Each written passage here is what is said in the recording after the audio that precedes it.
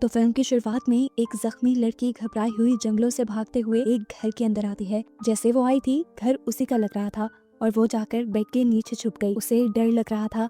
एक औरत उसके पीछे पड़ी हुई थी जो दरवाजा खटखटाकर कहती है, गायत्री बाहर आओ। आखिर दरवाजा खुल भी जाता है और गायत्री बहुत ज्यादा घबरा जाती है, लेकिन दरवाजा खोलने वाली औरत गायत्री को ढूंढ नहीं पाती और बाहर चली जाती है। गायत्री ने सुकून का सांस लिया, पर ये सिर्फ कुछ सेकंड के लिए था। अचानक से एक शैतानी हाथ ने उसके मुंह पर हाथ रख दिया और अगले ही पल दिखाया गया कि कोई अजीब सी पावर गायत्री को घसीट कर जंगल में वापस ले जाती है। सीन कट होकर हमें दो लोगों को चेस खेलते दिखाया जाता है। इसमें से आदमी को तो हम देख पा रहे हैं, लेकिन सामने वाली लड़की को नहीं। आदमी कहता है कि मिस गायत्री अपने काम में बहुत ज्यादा प्रोफेशनल है, पता नहीं सब ठीक होने में कितना टाइम लगेगा। तब सामने वाली लड़की कहती है, तुम्हें सब्र करना होगा। तो आदमी उससे पूछता है, कितना सब्र? 20 साल हो गए इंतजार करते हुए। ये लोग किस बारे में बात कर रहे थे यह भी नहीं बताया गया। सीन यहीं से कट होकर हम देवी नाम की एक लड़की को देखते हैं जो बहुत ज्यादा गरीब है। अपना घर चलाने के लिए वो इंटरनेट सप्लाई का काम करती है। उसकी मॉम मेंटली स्टेबल नहीं है और उसका ज्यादा वक्त उनका ध्यान रखने में निकल जाता है। देवी की मॉम हमेशा उसे यही कहती रहती थी कि एक दिन वो आएंगे और तुम्हें ले जाएंगे, तुम्हें नुकसान पहुंचाएंगे, मुझसे दूर कर देंगे। तब देवी उन्हें गले लगाती है और कहती है, यहाँ कोई नहीं आ रहा। मॉम देखें, बचपन से आप ही कहती आ रही हैं कि वो हम दोनों को ले जाएंगे, लेकिन आज तक कोई नहीं लेने आया और आज भी नहीं आएगा। उसकी मॉम अब उसके भाई के लिए भी बहुत ज्यादा परेशान हो रही थी। घबराहट में वो अपने भाई को कॉल करती है और पूछती है कि तुम कहाँ हो। सीना बताता है कि मैं अपने बॉस धर्म के साथ हूँ और नाइट शिफ्ट कर रहा हूँ। हालांकि वो झूठ बोल रहा था, वो अपने बॉस की वाइफ के साथ था और ये काम वो ज्यादा पैसों के लिए करता था। लेकिन आज से शायद ये खत्म हो जाता, क्योंकि उसके बॉस की वाइफ ने उसे बताया कि तुम्हारे बॉस को सब पता चल गया है। जैसे ही अब सीना घर आता है तो देवी उसे बहुत डांटती है, क्योंकि उसके हमेशा घर आने से उसकी मॉम की तबीयत खराब हो जाया करती थी। खैर सुबह होते ही देवी अपने काम पे चली गई। उसे इंटरनेट कनेक्शन लगाना था आज पुलिस स्टेशन में, लेकिन इंस्पेक्टर मना कर देते हैं कि वो देवी से इंटरनेट कनेक्शन नहीं लेंगे, क्योंकि देवी के भाई ने उसकी वाइफ के साथ अफेयर रखा था और इसी चीज का गुस्सा उसने देवी से निकाल दिया। खैर अब रात का वक्त दिखाया जाता है। देवी अपनी मॉम के साथ सो रही थी। अचानक उसे अपने पर्दे पे किसी के होने का एहसास हुआ। उसने बाहर जाकर देखा तो बाहर कोई नहीं था, लेकिन अचानक से दो नकाबपोश आदमी उसके घर दाखिल हो गए। उनमें से एक आदमी देवी को बांध देता है और दूसरा आदमी उसकी आंखों के सामने उसकी मॉम को टॉर्चर करना शुरू कर देता है। इतने में ही सीना के बॉस की कॉल आती है इन अनजान लोगों के पास और वो इनसे सीना के बारे में पूछता है।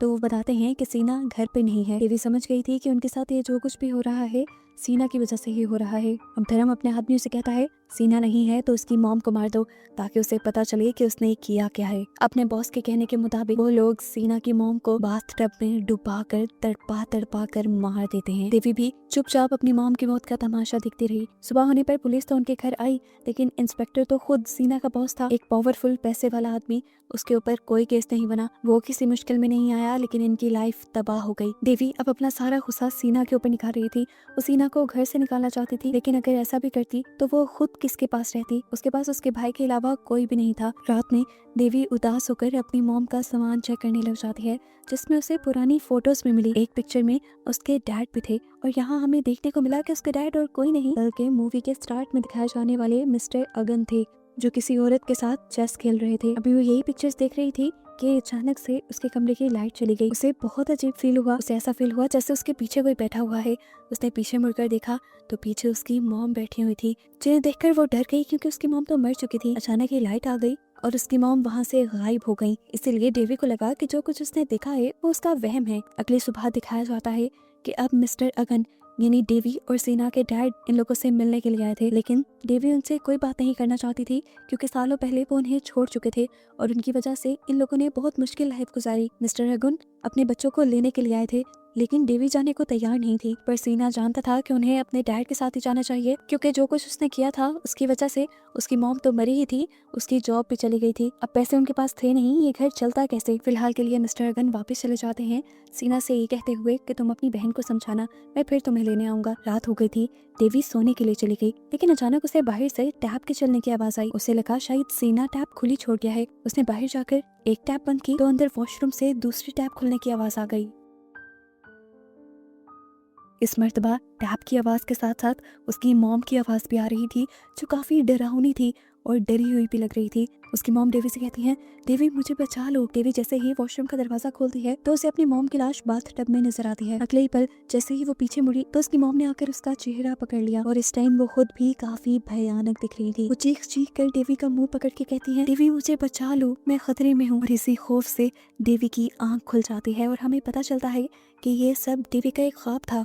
उसकी चीख सुनकर सीना भी कमरे में आया और उसे समझाने लगा, देखो डेवी, हम इस घर में नहीं रह सकते। ये घर हमारी मॉम की यादों से भरा है, हमें यहाँ से चले ही जाना चाहिए। डेवी की जो दिमागी हालत हो गई थी उसे देखते हुए वो भी मान गई। अगले सुबह को मिस्टर अगुन अपने बच्चों को लेने के लिए आ जाते हैं। चुपचाप सीना और डेवी अपना सामान रखकर उनके साथ चल पड़ते हैं। खैर अब ये लोग घर पहुंच जाते हैं और घर पहुंचने पर मिस्टर अगन यानी इनके डैड इनको मिलवाते हैं एसटी से, जो इनके घर की मेड थी और सारा काम संभालती थी। अंदर जाकर ये लोग अपनी ग्रैंड मदर मिस गायत्री से मिलते हैं और ये वही गायत्री है जिसे हमने मूवी के स्टार्ट में देखा था। उसके साथ जो कुछ भी हुआ था लेकिन फिर भी वो आज जिंदा थी। खैर खाना खाने का टाइम आ जाता है और गायत्री इनको अपने घर का ट्रेडिशन बताती हैं कि उनका घर और उनका सारा कारोबार पीढ़ी दर पीढ़ी औरतें ही संभालती हैं और औरतें ही संभालती आई हैं और औरतें ही फैमिली को भी लीड करती हैं। गायत्री बताती हैं कि मेरे बाद देवी ये सब तुम्हें संभालना होगा। खैर दिखाया जाता है कि रात में सीना इस पूरे घर को एक्सप्लोर करने लग जाता है। एक्सप्लोर करते हुए वो एक ऐसी जगह पर पहुंचा जहां पर बहुत सारी अजीबोगरीब पिक्चर्स को पिन किया हुआ था और इनमें से तो कुछ औरतों के मुंह पे क्रॉस का निशान भी बनाया गया था। एकदम से इसी दीवार के साथ लगा दरवाजा जोर जोर से खटकने लगा, ऐसे जैसे उसके अंदर कोई हो। इससे पहले कि सेना उसे खोल लेता, यहाँ पर एसटी आकर उसे रोक देती है और बताती है कि ये उसकी ग्रैंड माँ का सीक्रेट रूम है और इसे खोलना मना है। रात में अब हमें देवी को दिखाया गया। वो जब अपने गाने सुन रही थी तो गानों में ही उसे किसी की विस्पर सुनाई दी। उसने डर कर अपना म्यूजिक बॉक्स ही बंद कर दिया। फिर उसे अपनी खिड़की के पीछे कोई दिखाई देने लगा। उसने जब गौर किया तो ये उसकी मॉम थी। वो डर गई। मॉम का चेहरा जख्मी था और बहुत ही डरावना दिख रहा था। वो इसे अपना वहम समझती है और ब्लैकेट में मुंह करके जब वो बाहर निकलती है तो देखती है कि उसकी मॉम अपने टेढ़े मेढ़े जिस्म से चलती हुई उसके करीब आ रही थी। वो बहुत ज्यादा डर गई। उसने ब्लैंकेट अपनी आंखों पे ही रख के रखा। थोड़ा सा हटाकर वो चेक करती थी। आहिस्ता आहिस्ता करके उसकी मॉम उसके बेड के बिल्कुल करीब आ गई और आखिर में बस हमने डेवी की चीख को सुना। अगली सुबह गायत्री डेवी और सेना को लेकर अपने फार्म हाउस आती है। उन्होंने डेवी को बताया कि कैटल फार्मिंग हमारा फैमिली बिजनेस है। यहाँ पर पहली मर्तबा डेवी ने एक कैटल को ज़िबा होते देखा। ये देखकर उसे अजीब से हेलुसिनेशन होने लगे। उसे लगा जैसे इस कैटल की जगह उसकी मॉम आकर लेट गई है और उसकी मॉम के गले पे छुरी रख के उन्हें ज़िबा कर दिया गया और खून की एक बड़ी फुहार निकली। अपनी इसी हेलुसिनेशन से उसे वॉमिटिंग भी होने लग गई। गायत्री और एसटी ने उसे संभाला। इसके बाद गायत्री यहाँ पर काम करने वाले मिस्टर जाका से देवी को मिलवाती है, जो अब देवी को सारा काम समझाने वाले थे। रिपोर्ट्स पढ़ते हुए जाका ने बताया कि पिछले 3-4 सालों से पता नहीं क्यों लेकिन हमारा बिजनेस लॉस में है। देवी ने बिजनेस की हिस्ट्री पढ़ना शुरू की तो उसे पता चला कि उसकी ग्रैंड माँ गायत्री 1935 से इस बिजनेस को हैंड ओवर किए हुए थी। ऐसा कैसे पॉसिबल था? क्या वो 100 साल से भी ज्यादा बूढ़ी थी? इतनी बूढ़ी तो वो दिखती भी नहीं थी। खैर अब हमें घर का सीन दिखाया जाता है जहाँ पे गायत्री और एसटी बात कर रहे थे। एसटी ने गायत्री को बताया कि इन दोनों के आ जाने से कैटल फार्म काफी अच्छा हो गया है। कैटल्स की सेहत भी बेहतर हो गई है, लेकिन अब आपकी सेहत खराब होती जा रही है। हमें और देर नहीं करनी चाहिए इनहेरिटेंस के प्रोसेस में। बाहर से गुजरते हुए सेना को उनकी बातें मशकूक लगी तो वो सुनने लग गया, लेकिन गलती से उससे कुछ गिर गया तो एसटी को उसके बाहर होने का पता चल गया। इससे पहले कि एसटी देखती वो कमरे के साइड पर छुप जाता है। सेना जल्दी से अपनी बहन देवी के पास आता है और उन्हें बताता है कि ग्रैंड माँ बीमार है और वो इनहेरिटेंस की भी बात कर रही थी। मुझे लगता है यहाँ कुछ अजीब चल रहा है, लेकिन देवी उसे रिलैक्स करते हुए कहती है उनकी उम्र 100 साल से भी ज्यादा है। देखो वो 1935 से वो कैटल फार्म चला रही हैं। बूढ़े लोग बीमार हो ही जाते हैं और ऐसी बातें करते हैं। खैर वो यहाँ से तो चला जाता है, लेकिन बाहर जाकर देखता है कि उसके डैड से सीक्रेटली उनकी फैक्ट्री का मैनेजर मिलने के लिए आया था। इधर देवी भी किचन में अपनी चाय बनाने के लिए चली गई और जब वो चाय बना रही थी तभी उसे विंडो में से किसी की अजीब विस्परिंग की आवाज सुनाई दी। उसने पीछे मुड़कर विंडो में देखा तो वहाँ उसकी मॉम थी, जिन्हें देखकर वो बुरी तरह डर गई और जैसे ही पीछे की तरफ मुड़ी तो उसने देखा कि वहाँ एसटी थी, जिसे एक मर्तबा पे ना पहचानने की वजह से उसने चीख मार दी। खैर एसटी ने उसे रिलैक्स किया और पूछा क्या बात है। उसने एसटी को कुछ नहीं बताया, उल्टा एसटी से ही सवाल कर लिया कि क्या गायत्री ग्रैंड माँ 1935 से वो फैक्ट्री चला रही है। एसटी ने हैरान होकर पूछा तुम्हें ये बात किसने बताई? तो उसने बता दिया कि मुझे जाकर ने ये बात बताई। एसटी ने कहा किसी की बातों पे यकीन मत करना, तुम्हारी ग्रैंड माँ से, तुम्हारे डैड से और उनके बिजनेस से बहुत लोग जेलस हैं। ऐसी उटपटांग की अफवाहें फैलाते रहते हैं वो। एसटी उसे मशवरा देकर जाती है अगर तुम्हें कोई भी डाउट हो तो तुम अपनी ग्रैंड माँ से आकर पूछना। अब एसटी भागते हुए गायत्री के पास आती है और कहती है हमारे पास टाइम नहीं है, जाका और अगन ने अपना प्लान शुरू कर दिया है, हमारे पास वक्त कम है। हम ऑलरेडी 20 साल इंतजार कर चुके हैं, हमें जो करना है अभी करना होगा। तब गायत्री ने कहा, नहीं, मुझे इस सब के लिए 2 दिन और चाहिए। आखिर यहाँ क्या खिचड़ी पक रही थी, इसकी मिस्ट्री लास्ट में ही खुलेगी। यहाँ ऑफिस में जाका को पता चलता है कि आज उनके ऑफिस में छुट्टी थी, क्योंकि गायत्री ने अपने घर पे अपने बच्चों के आने की खुशी में कोई इवेंट प्लान किया था। ये सुनकर जाका अलर्ट हो गया और उसने फौरन मिस्टर अगन को कॉल करके ये सारी बात बताई कि गायत्री और एसटी अपना प्लान करने में लगे हैं। इसके बाद हम देखते हैं कि फैक्ट्री से सेना को लेने के लिए उसके डैड आए थे। वो उसे गाड़ी की चाबी देते हुए कहते हैं कि तुम इसे ड्राइव करना, मैंने ट्रंक में तुम्हारे लिए कुछ रखा है, उसे आज नहीं कल निकाल लेना, लेकिन उससे पहले मुझे तुम्हारे से एक वादा चाहिए। ये वादा क्या था ये हमें नहीं सुनाया जाता। घर पे दिखाया जाता है कि डेवी ब्रश कर रही थी, तभी उसे अपने पीछे वॉशरूम में कोई ब्लैक चीज खड़ी नजर आई। वो डर गई, उसने पीछे देखा तो वहाँ एसटी थी, जो उसे कहती है आपको आपकी ग्रैंडमा बुला रही है। मेनवाइल हम देखते हैं कि एसटी और मिस्टर अगन दोनों ही चेस खेलने के लिए बैठ गए थे। यहाँ गायत्री देवी से काफी सारी बातें कह रही थी, जैसे उसकी आदतों के बारे में,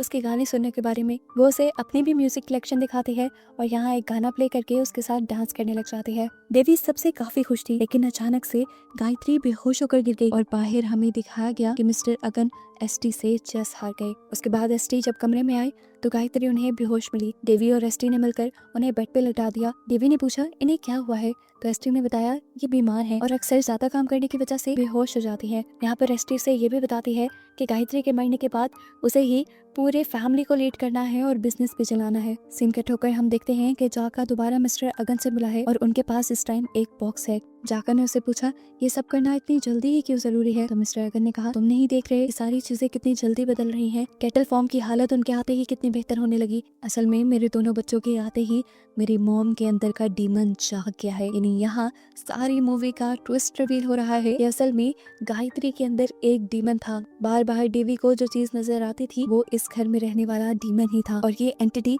इस खानदान की सिर्फ औरतों के अंदर ही रहता है। जैसे पहले गायत्री के अंदर रह रहा था और गायत्री के बाद अब ये देवी के अंदर जाएगा, क्योंकि बार बार गायत्री और एसटी से यही कहते थे कि इनहेरिटेंस को तुम्हें ही संभालना है। साफ समझ आ गई थी सब कि अब गायत्री के अंदर जो डीमन था वो देवी की बॉडी में जाना चाहता था। जब से देवी यहाँ आई थी गायत्री की तबीयत खराब रहने लगी थी, क्योंकि डीमन उसे अंदर से खाने लगा था। उसे अब एक नई बॉडी, एक जवान बॉडी चाहिए थी। एसटी भी गायत्री के साथ इन रिचुअल्स में मिली हुई थी, लेकिन अगन और जाका नहीं। अगन और जाका तो इस सब को रोकना चाहते थे। अगन अपने बच्चों की जान बचाना चाहता था। हम देखते हैं कि अगन अपने पास वो सीक्रेट बॉक्स लेकर घर आ गया है। इस सीक्रेट बॉक्स के अंदर एक अजीब सा चाकू है जो काफी पुराना लग रहा है, और साथ ही उसकी और उसकी मॉम की पिक्चर्स। यहाँ वो रोने लग जाता है और हमें उसके इरादे पता चलते हैं कि वो अपनी मॉम को पोसेस हालत में मारना चाहता था, ताकि उसके साथ उसका डीमन भी मर जाए और देवी और सेना को कुछ ना हो। अब इससे पहले कि मिस्टर अगन अपना प्लान पूरा कर पाते, एसटी उससे पहले ही आकर उसकी गर्दन में स्टैब करते हुए उसे जान से मार देती है और फिर उसकी लाश को घसीटते हुए कहीं दूर ले जाती है। फिर सुबह हो जाती है और हम जाका को देखते हैं, जिसे सुबह सुबह